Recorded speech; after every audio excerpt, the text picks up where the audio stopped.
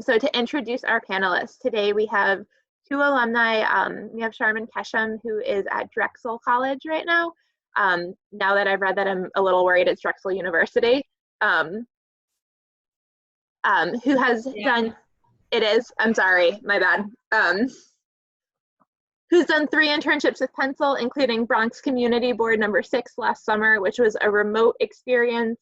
She has also interned with Manhattan Community Board number 1 in 2019 and Institute for Community Living in 2018. We also have with us Anijal Azama, who has been on 4 previous internships, on location tours remotely last summer, Bank Street College, Brooklyn Fashion Incubator, and TheaterWorks. So if you'd both like to take a moment to introduce yourselves, maybe share what you're majoring in and a highlight from your past internship experiences. I'd be willing to go first. So my name is Sharman Keshem. I'm currently at Drexel University. I'm a freshman, and even though my last internship was remote, I feel like it's one of my favorite ones, mainly because they allowed me to do what I wanted to do. And I was able to design their website, which was really cool. And yeah, it's something that I'm proud of. Yeah. Hi, everyone. My name is Anijal Azama. I do go to University of Southern California. I'm a junior majoring in dance with a minor in cultural diplomacy. My time, as you can see, I've done 4 internships here. I loved working with Pencil. It's always been a great opportunity to learn and grow from all of the different experiences that I've had. And my time at On Location Tours, which was remote, was nice. It was a change. Obviously, the pandemic was new for all of us, and getting acclimated with remote learning is not something that I personally enjoyed. I mean, as a dance major, the studio is where I work and where I learn. So having had that experience, it definitely prepared me for the school year. But specifically there, I worked a lot with the CEO of the company, and I sort of helped her a lot with marketing the brand and getting it out there and being known. So yeah. Cool. Great. Thank you. I'm going to pull my screen share down so that we can see each other's faces. Great. So I'm going to kick off my questions with one that I'd love for you both to answer, which is, can you tell me more broadly about your previous internship experiences and what some of your work and responsibilities were in each? And Nija, you are on my screen, so I'm going to ask you to kick us off. Yeah. So all of these jobs were quite different. Oh, big screen. Hi, everyone. And there were quite a lot of different things. Some of them really took a administrative approach, which meant being hands-on on planning events and maintaining client to company relationships. Sometimes others required me to sort of manage the social media pages and create content for their websites and to really enhance what is already working for a lot of these companies. As I mentioned, the pandemic really switched a lot of the roles that I had intentionally thought I would be doing, specifically at On Location Tours last summer. But ultimately, like, I still learned a lot, and it really benefited me, as I mentioned, for the school year, and really learning how to build a brand and piece together sort of marketing and different styles for bringing the message out to different communities enhanced, I guess, my knowledge of my personal brand as well. So.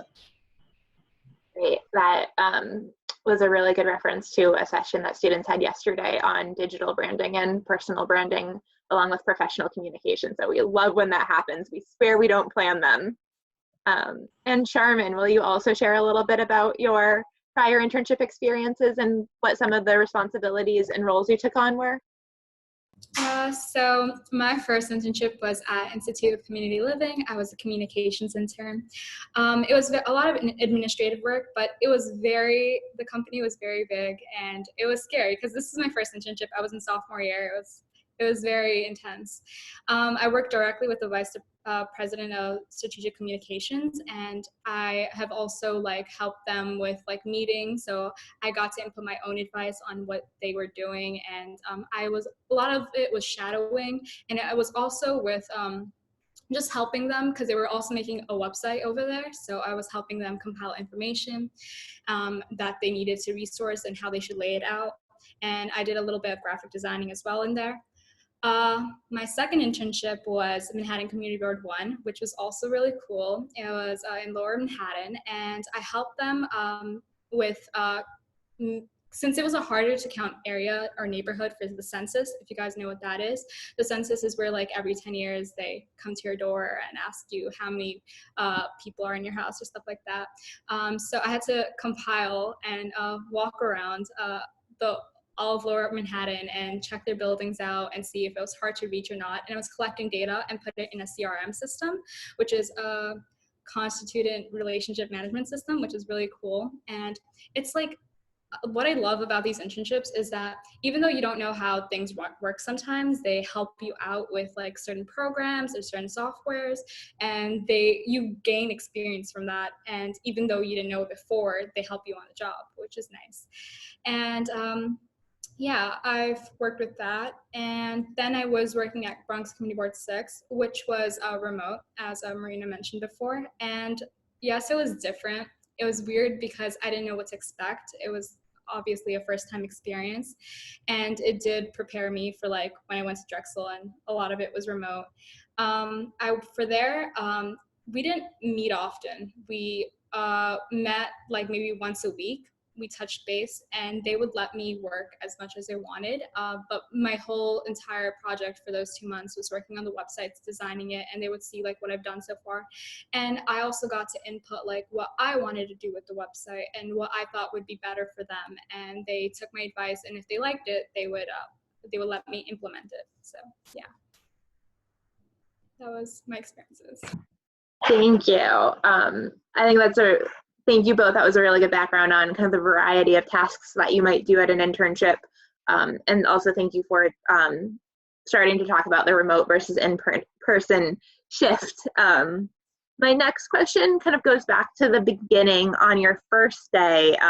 First days are often kind of the scariest part of a new job. Can you talk a little bit about some of the ways that you've approached first days, questions that you've had, tips and tricks that you'd like to share?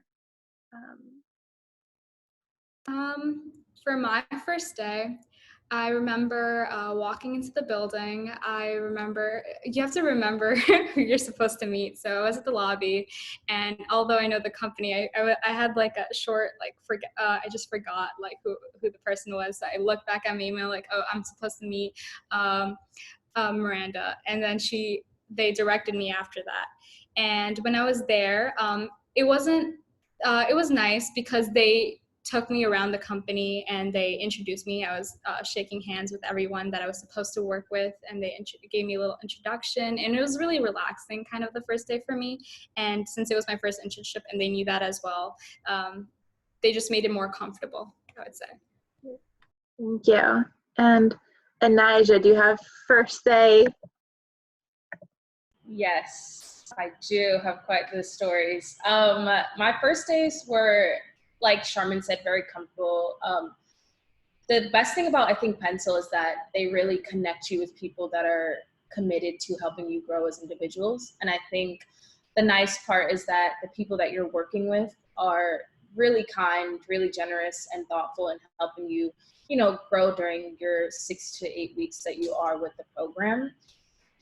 Specifically for me, I tend to be one of those people who ask questions later and sort of like dive into things, which I wouldn't necessarily advise you to do, but essentially like some of the things that I was curious about and at least had questions about on my first day were like, what would need to be accomplished and what is the timeline for it? I think these 2 questions specifically were like very important to me because it showed my supervisor specifically like that I was diligent and really eager to complete tasks, but that the time limit or the time that you need to be spending on a project is really important to you, because obviously with the short amount of time, you want to complete as much as you can. You have a limited amount of hours and weeks to work, so it was imperative for me to like plan out how I wanted to spend that time so that it was enriching and useful to both myself and the company. So those were two questions and things that I kind of, sat with my supervisor and anyone who I was working with during the first day to kind of assess so that I would be prepared and ready to complete the job. Thank you. And you touched on a really important piece, which is communicating with your supervisor and kind of understanding kind of quantity versus quality and kind of workflow, really important kind of big internship spanning topics of what does the workflow look like that are helpful if they're addressed on the first day, which kind of leads into my next question, which is, can you talk about some of the challenges that you faced in internships and some of the problem solving that you've done to get through them?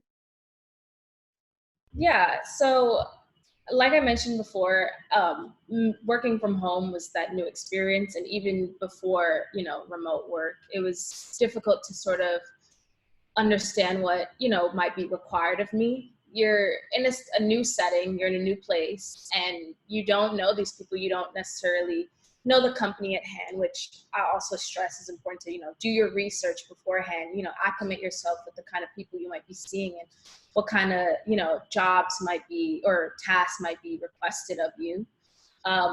One challenge I faced, and actually Marina and Tiana can second on this, because last summer, I had a supervisor while working at On Location Tours who she would send me a list of about like 8 to 9 tasks a day before they were due, and sort of say, this is all due by the next day. So at first I was like super panicked, super just like overwhelmed, because I was like, there's so many tasks. How do I complete these things in such little time?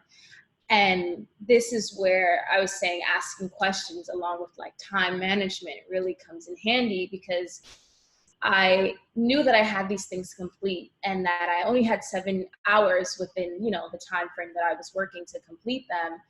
And reaching out to my supervisor and connecting with, the people at Pencil, like Marina and Tiana and whomever might be an assistance, to get help and support and understanding how I could navigate that issue, relieve the stress for me. So I asked them, and I kind of spoke with my supervisor, and we worked out a plan where she would send me the list of tasks along with a time limit. So this is task number 1 with 1.5 hours to complete it, or this is task 3 with 30 minutes to complete it. And that helped me a lot, because it helped me compartmentalize what I needed to complete.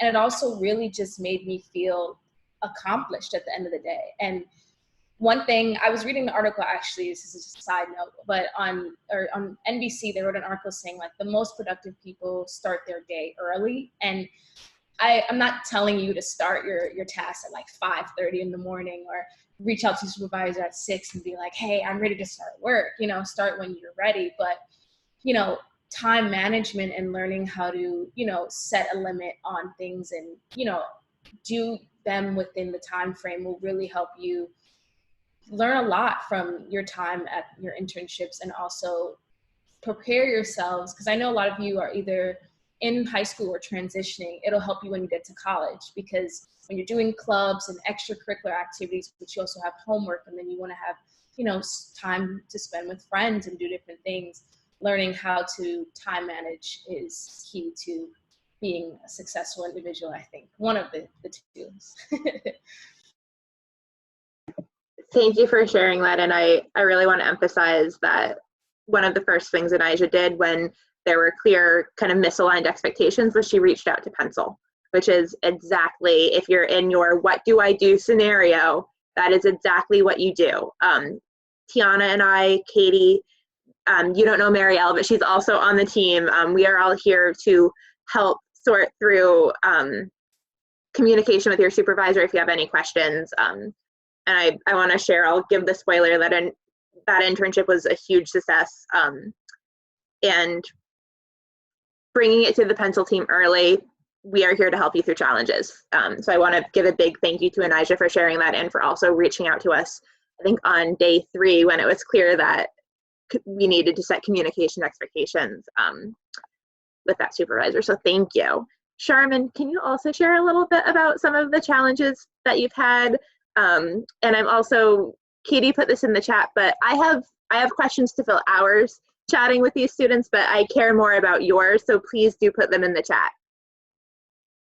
Okay, so my troubles, like, in my last internship was remote, and they gave me a bit of free reign. They gave me what I should complete for the week on Monday, but it was still like, oh, how much should I get done by the end of the day, or like, what do they expect from me? Because they don't check up as often, but I still wanted to get something done in this internship, and I wanted to know like if I'm doing enough or anything like that.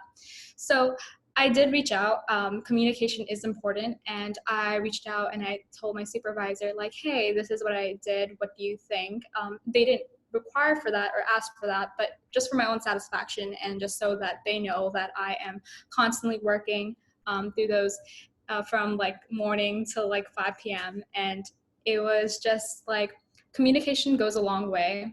And when I was working, I thought they were more satisfied as well, just knowing that like I was on task, and it was just something that like helped me through the whole internship. Because on the first week when I was doing that and I was just working and no one checked up on me, I just felt like, oh my God, I'm just doing it on my own. But because it's a whole different environment if it's not remote. If it's not remote, I would be there. They would be right next to me, and I'd be able to ask them there, you know. But remote, like, it's like a different experience, which was one of the downfalls and what I didn't like. But I feel like when it is remote, you just have to kick up your communication skills. So yeah. Thank you. And I think that's a really good snapshot of the differences that different workplaces will have with their communication and workflow style. And getting an understanding of what your workplace expects on day one is really helpful to setting up a successful internship. And I think those are kind of two opposite ends of the spectrum of daily task emails and once a week check-ins. And kind of finding a way to make that work for you is really good. My next question is to talk about how your internship connected with your career goals. Can you talk a little bit about how these internships fit in with your larger plans, and if your plans have changed at all throughout the course of your internships based on what you learned about the work or yourself during them? For my internships, they have differed over time. At first, I was a communications intern. It was more leaning towards the business side, but slowly but surely, like it developed more into like the computer side, using softwares, using applications. And I think I haven't mentioned it before, but I'm currently majoring in data science. So I will need to use a lot of software. It's coding as well, which I hope to also partake in pencil maybe this year or something like that. But I've geared it so that the first internship experience may not be exactly what you want to do, but it's always good to have that experience because you get experience with communicating with others. It's about networking. It's about just like leadership. It's about like what you've done. Like you get as many skills as you can from your first internship and you apply it to your other internships. And that's like an important skill that you have to have because you want to add it to your resume. So yeah. And I think there's a question. How prevalent is RStudio and SQL in your work? I have not used coding in my work yet. And I do know Python and SQL now. So there's that. So I hope to be able to apply it in my next internships. But yeah, for my last internship for designing the website, I just used WordPress. So yeah. That's all. Thank you. And Aija, can you speak a little bit about how your goals fit in with your internships? Yeah, of course. So this one is, I like this question just because as I mentioned, I am majoring in dance, and then I also have that sort of minor in cultural diplomacy. And then here I'm doing a lot of communications internships. Now, I like that I'm a versatile person. I like to have all, doors open and opportunities to, access because, skills are abundant, and as much as you acquire, the more you can gain with those opportunities. These internships really allowed me to explore those different fields that I necessarily wasn't familiar with. Growing up, I've always danced. I trained in dance my entire life. And for me, I always dreamed to do, commercial dancing and concert dancing. And this pandemic really was sort of an opportunity for me to examine, like, you know, what would life be like if I didn't have that? You know, what would I do if, and what skills do I have to represent myself, you know, if I'm not dancing necessarily? And what skills did I learn from dancing that could also afford me an opportunity to, you know, exhibit what I learned here in another setting? So these internships really gave me an opportunity to use that, you know, creativity and innovative, you know, skill sets, which we learn in choreographing and, you know, learning from choreographers, that I acquired through training in dance to really, you know, help myself and help others elevate their companies and appeal and generate attention. So it all works together. And one thing I'll say is, I remember, and I still feel this always, that, you know, I can do anything. And I know that people sometimes are like, I have to pick a course, I have to pick a path or something that's gonna, you know, give me more money or make me feel more settled in life. And, you know, they look at people like Mark Zuckerberg or Elon Musk and they're like, well, they're all set, you know, they're young and they've created these things, but even their career goals are probably ever changing. And you're never at a point in your life where you want to stay where you're at. You should always develop and grow. And I know a lot of people, I mean, that's how I was when I went to college. I was like, well, I can't change my major. I can't, you know, do these things, but your majors are going to change. Your career goals are always going to change, and you're going to always have different interests. I had created a dream board in high school and I put an anesthesiologist on there. I thought I was going to do that. And like, I'm not, you know, the best in science and medicine. I'm not super interested in that, but you never know. I could one day, you know, go back to school when I'm like 60 or something and do that. So needless to say, like, my career goals have changed and you will experience that too. And being open to that is like crucial in helping you learn. And if anything, it should bring you joy to know that your career goals are always readjusting and changing, because that means that you're coming closer to what you believe will make you happy and what will make your inner self happy. So I'll say that, yeah. Thank you. I'm going to pull a question from the chat because it's a really great question. And it speaks to the matching process. We are going to go in depth into the pencil matching process tomorrow morning. But one of the questions that a student had is, how do you know when to submit your resume for an internship? What do you look for in that job description that says this is something you'd like to do? Can you talk a little bit about how you made the decisions when the short version of how we match is we send students a job description and you tell us if you want your resume submitted or not. So will you talk about how you made those decisions? Either one of you can start. Anija, you're on my screen right now. Okay, so I don't mind going first then. I definitely think for me, what spoke more to me was sort of experiences or opportunities where I can create and design and help influence the companies positively. So if Pencil sent me an email about an internship and I looked at it and I saw there were opportunities to create or to design or maybe to re-influence different patterns and different ways that companies have been doing things, I've always went towards those. And I think I'm the type of person sometimes where I'll pick anything, but I think as you get older, you realize that, you know, what speaks to you, what matters to you most. And I think that also comes with learning about yourself and learning about what is cool to you and what you think you will thrive the most in. So I hope that answered the question. If not, I can explain a little more, and Charmin might be able to answer it. So yeah. I kind of agree with Anija, because for my first internship, it was communications intern, but that was also because I didn't receive other internship opportunities, mainly because I didn't have prior experience. So I was grateful for getting the experience as it is. But so I took that opportunity. But later on, I had more opportunities given to me. So like the second year round, they gave me a bunch, maybe 2 or 3. And I think the first one was, if I kind of remember them a little bit. The first one was a social media intern. I didn't really want to do that. It's more just like what you're into. So I was just like, yeah, I wouldn't want to spend a summer just like handling someone's social media. I wanted to do more like on-hand work and like just like getting other experiences other than that. And I think it's just what you feel is right, and you'll know it when you see the description. So that's what I would say. Great, thank you. It's a hard question to know which jobs should I be interested in, but thank you for sharing your experiences of looking at those job descriptions and making decisions. I think it's really helpful. My next question is about the work that you completed at your internships.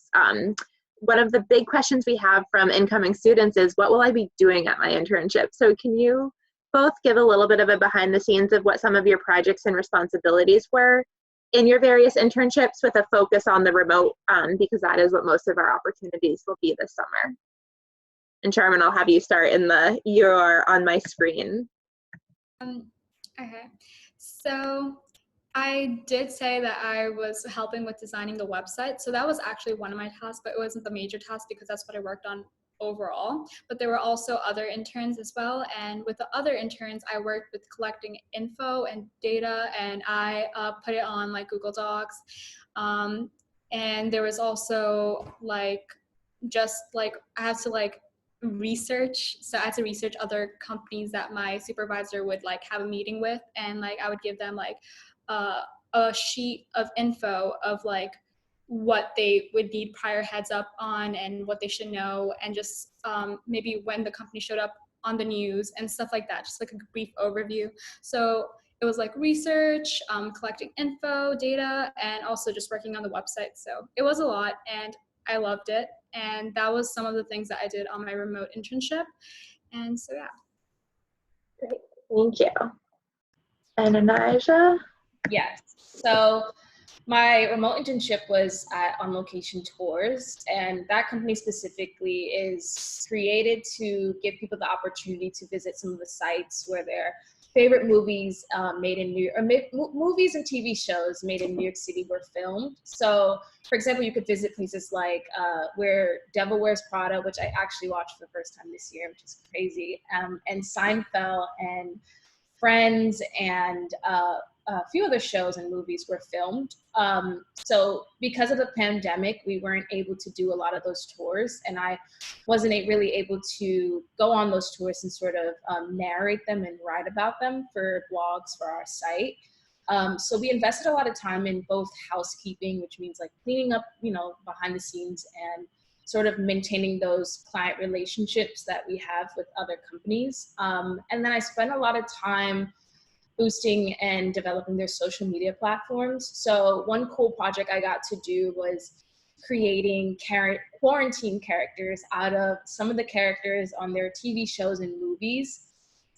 So that was a lot of fun. I got to sort of like take cool characters from all these TV shows and movies that you guys are pretty familiar with and make, random facts about them. Like, this one sort of stays at home and eats pizza all day, or just design cool characters that really spoke to who I was and maybe what the company could reflect on and relate to. So, yeah.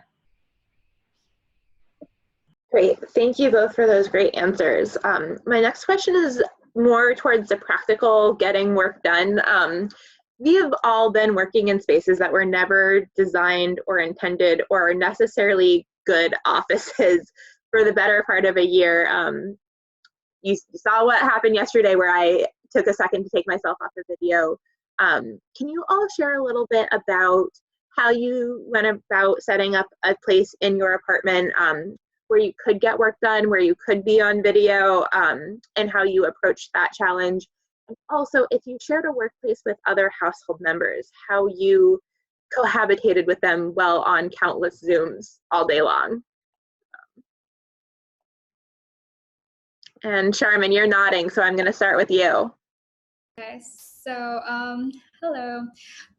For me, I would say that I'm lucky because I know a lot of other people have a lot of family members and it can get rowdy, but my mom and my brothers were at work, so it was only my dad at home, and it was very quiet, and I just had a room to myself. And when it did get rowdy, which was after 3, I just made sure to like close the door, and I like left a like big sign on my door, just like, I'm working.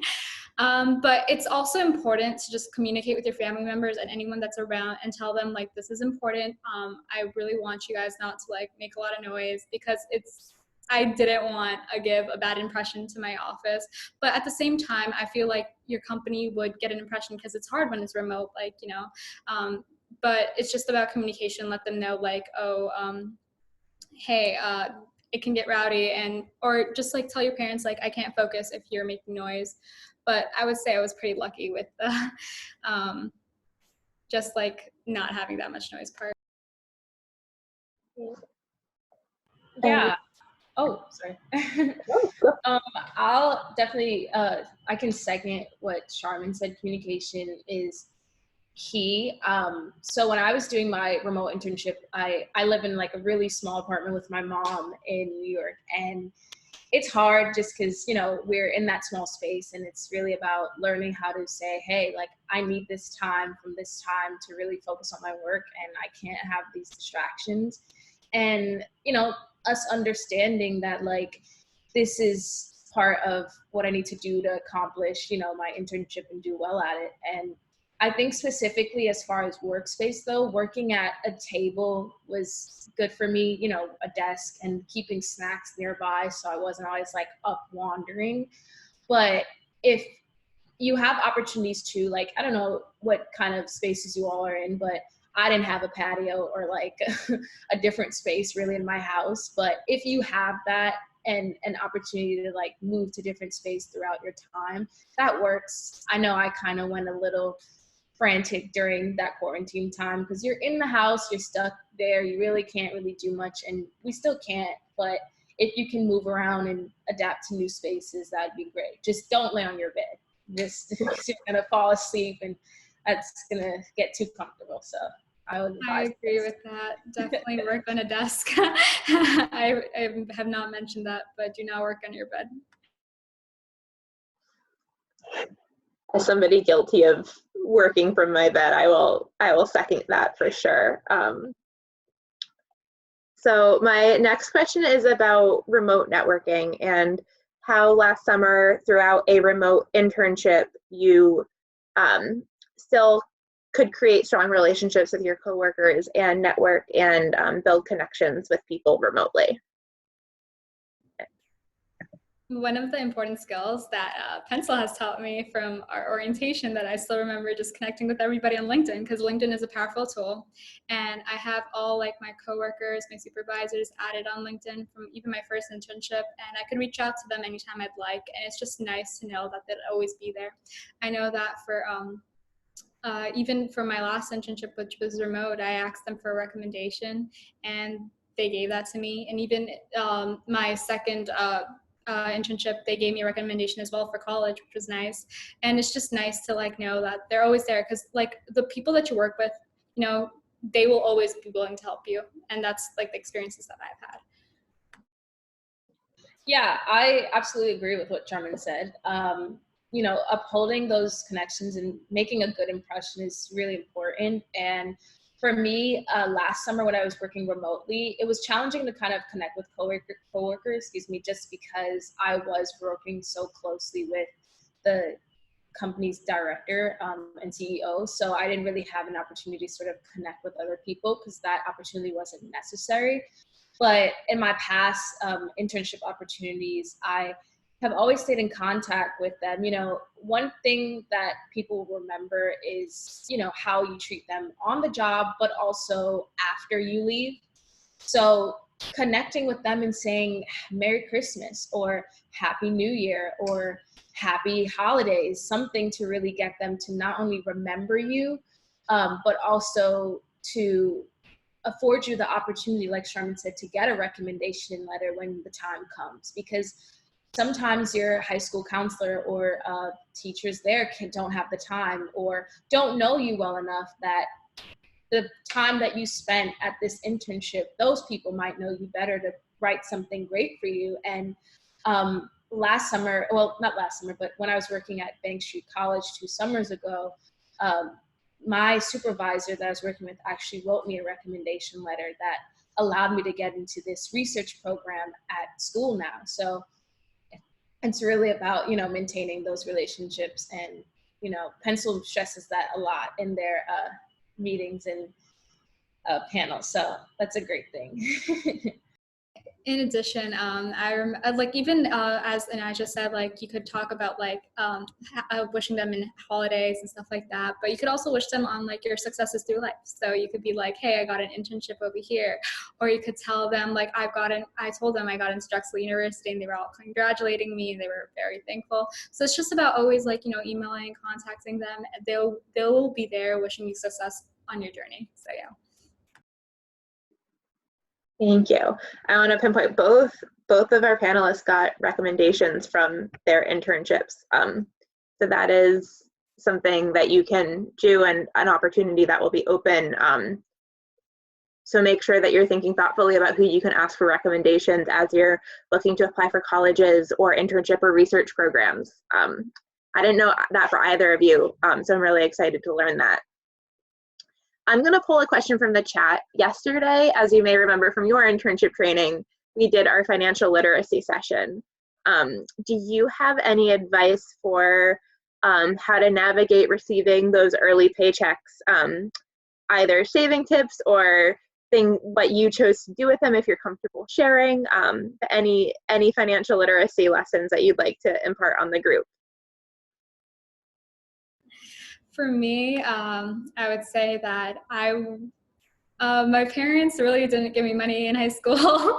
So the money that I earned during Pencil, I used them throughout like the year.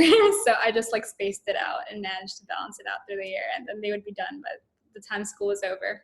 But I think that the recent, which was remote, I been saving it, so that was good because I didn't need it for high school. I was more remote. I had to stay indoors, so I didn't need to spend it. So there's that. But yeah, that was how I chose to spend it. Thank you. Yeah.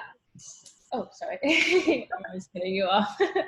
That's a great question. It's funny because finances are like always such a big topic of discussion as far as when you're young. Like you think you have all this money and you want to spend it. But for me, especially as I went through college, I learned that saving your money is very important, because for me, especially because I live in New York, but I do come here for school. That plane fare, that transportation fare, all of those things add up, and having that money saved to support yourself while, you're in college or, you're in school can really last you a long time. I used it a lot to help my mom pay for bills. A lot of the time I used it to, pay for the necessities that I need, and while also saving. So saving is I can't stress that enough, a very important thing, because in case of emergencies, it can take you from not having something to then having maybe, something to eat or some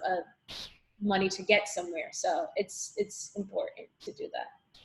I also recommend that, like, even though I said I spent it like through the year, always have some remaining. So even if you choose to spend it, which is fine, as long as you always save a portion of it, which is very necessary because it'll always come in hand.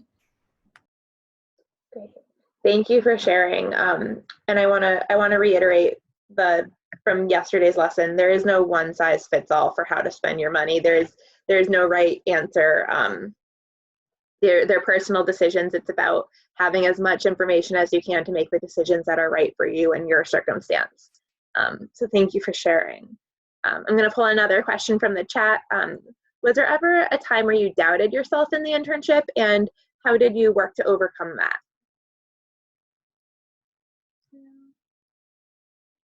I think it was in my first internship where I did start to doubt myself, because I was just like, they were assigning me tasks, especially like, for example, graphic designing. I would design something for them, and I was thinking, is this enough? Like, are they gonna like it? would they want more? And this was something that like I was kind of scared about. But you know, it's also about reassurance. As long as you give your best, and when they saw it, they loved it. You know, it's sometimes like it's your inner thoughts telling you something when it's truly not, and that's something important to keep in mind. I think slowly over internships, you'll gain confidence, and then you'll start to trust yourself more. But I think it'll come over time. Thank you. And Anaja, do you have thoughts? Yes. Sherman took all the words out of my mouth, so I can't even begin to say it in any better way than she said it. It's really the thoughts that are in your mind that convince you that you're not capable of doing something. So I think, you know, just reassurance of telling yourself that, you know, you are capable. You didn't get this opportunity, you know, out of thin air. You got it because you have the skills, you have what it takes, and you are ready. And knowing that will help you navigate these situations. And confidence is key. Like, and also checking in with your supervisor and saying, hey, am I along the right process? Do you think this is along the right guidelines that you're looking for? And it's not being afraid to ask questions. And I can't stress that enough, because Pencil will also tell you this, you know, ask questions, ask questions, ask questions, because I can't see a lot of you all, and you know, I would give you an option and say, you know, one, would you rather do something the wrong way and then you know, it be wrong and then you have to kind of do it again? Or two, would you rather, you know, ask the question in the first place, you know, be confident that you're going in the right direction, and then be happy about the results because it works and it turns out well? I'm sure you'll pick the second option. Like, comprehension is key, and understanding what's given to you and having the confidence to conquer it and to do it right will always serve you. So that's all I can say. Great. Thank you. I'm seeing a lot of questions in the chat about the matching process. And students, rest assured, we will go over all of the details tomorrow morning, but I do want to take the moment to ask our panelists if they have advice or thoughts kind of beyond just looking at the job description and deciding if you're interested in it, but having been on the other side of the matching process from Tiana and myself, do you have advice or tips that you'd like to share with students? And again, for the nitty gritty information, we will go over all of that tomorrow. Students, don't worry, you will be well informed. But advice from the other side of the matching.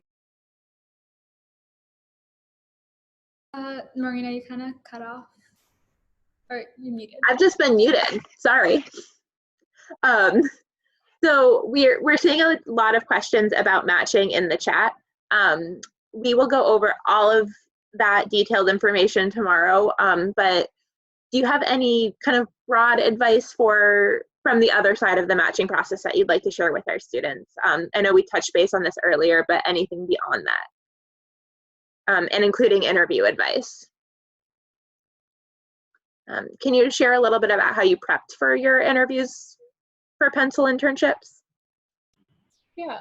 Oh, I can go first, yeah, if you don't mind.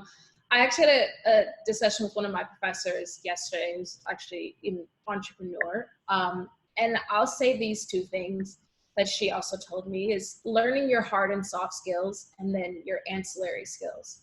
So these are skills that you know you're good at, the things that you know you're capable of, and the things that you might not be, you know, strong in, and the things that you know may need extra support in.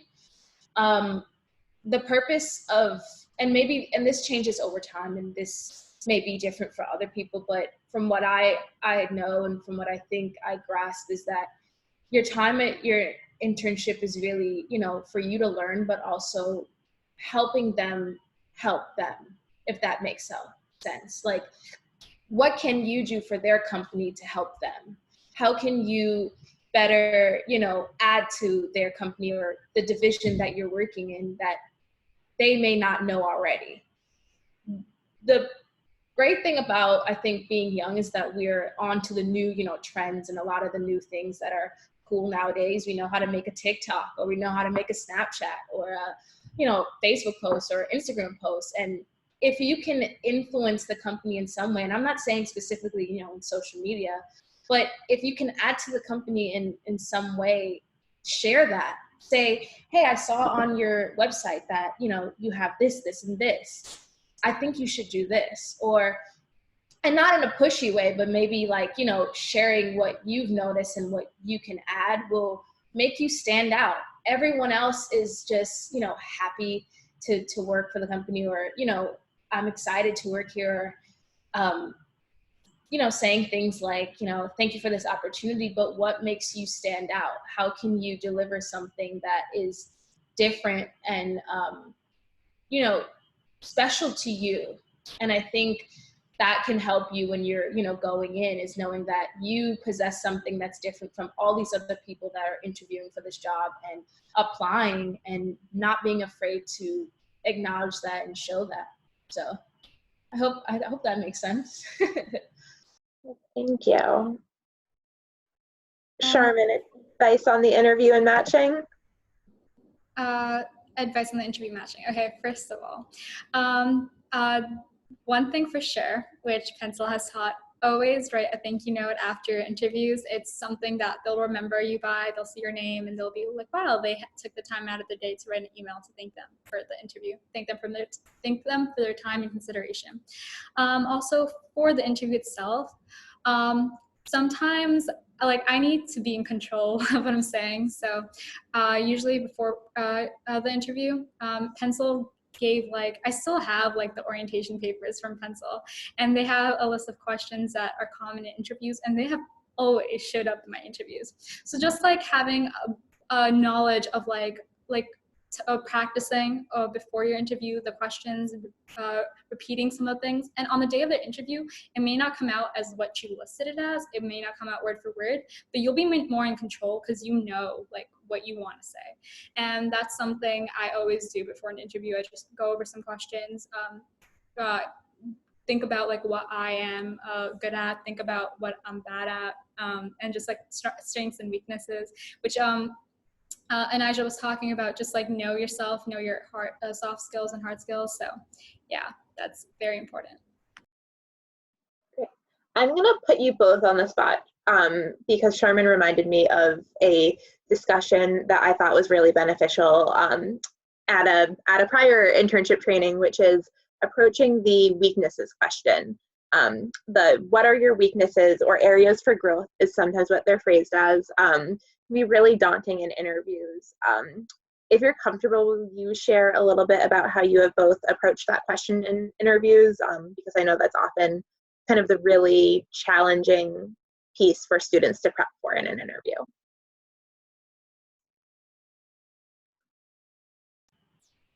I'll go.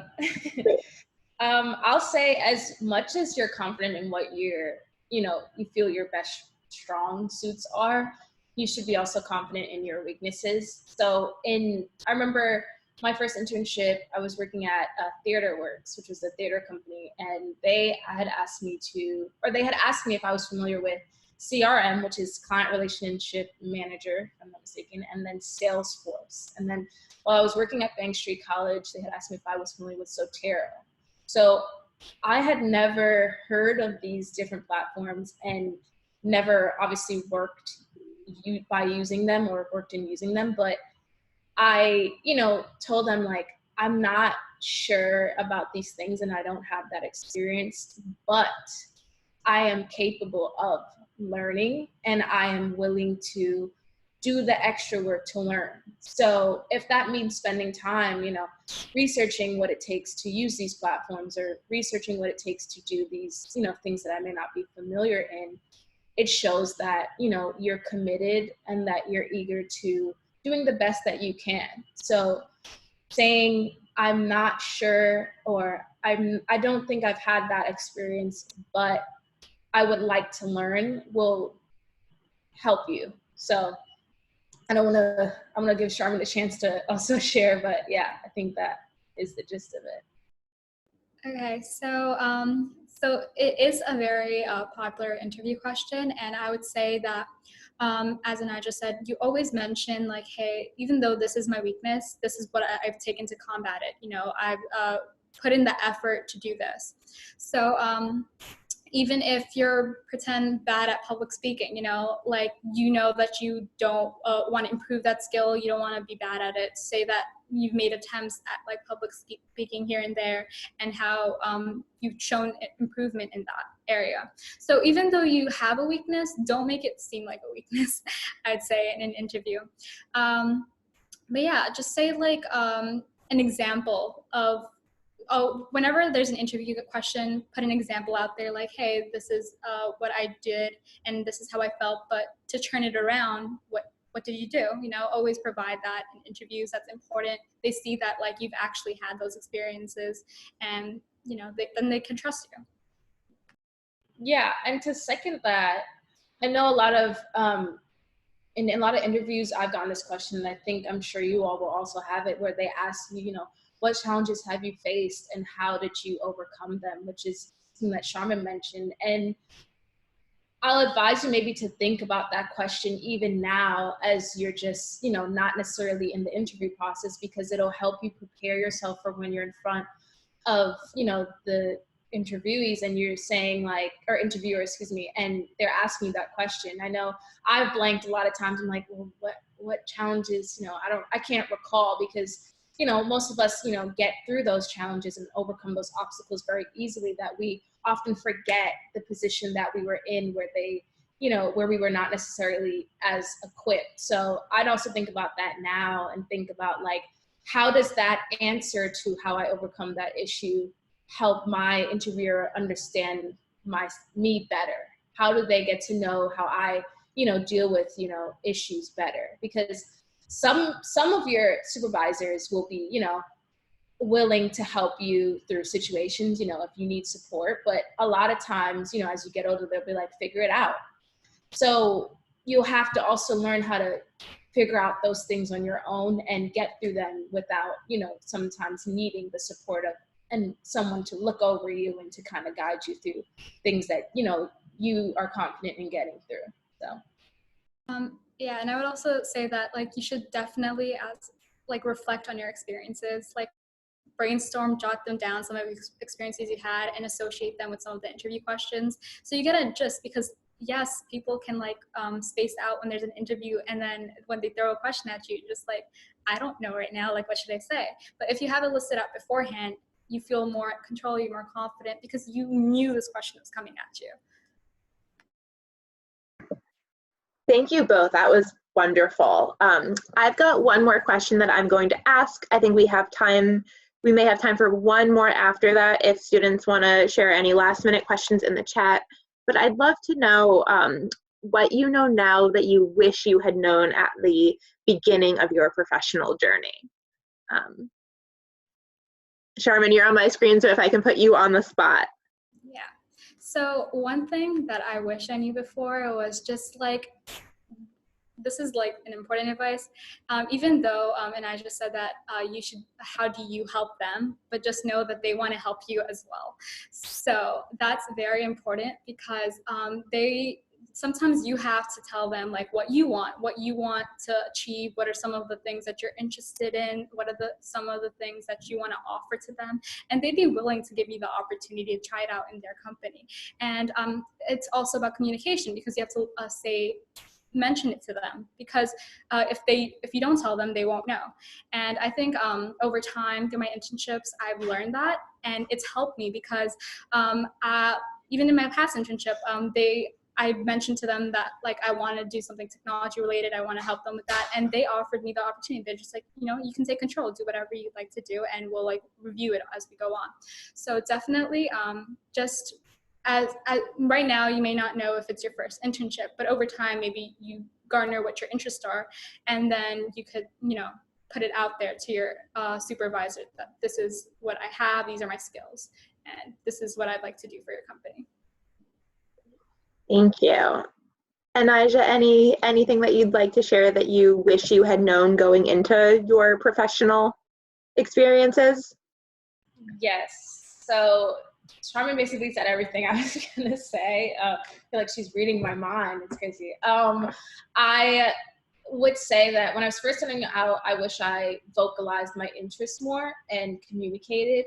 I think it's so easy to just, you know, be told to do something and do it because you want to stay, you want to make that money, you want to, you know, show that you're committed, but, you know, also being confident enough to say, hey, I like doing these things and I would like to do that is, you know, a sign of engaging more, and then maybe also helpful for you to navigate future situations so that you're not necessarily, you know, just doing what's asked of you, but doing what is helpful to you and happy, that makes you happy, really. So yeah. Also, I had times where, like, even with their experiences, I remembered, like, my supervisors sat with me with my resume, and he's just like, let me help you with it. And like, he was also added on, wanted to help me with my experiences, what I needed more. And just like, yeah, they'll always be there to help with whatever questions that you may have, whatever skills that you want to develop. So yeah. That wraps up my questions that we have time for. I want to give a huge thank you to both of you for being present today and answering these questions and being so open.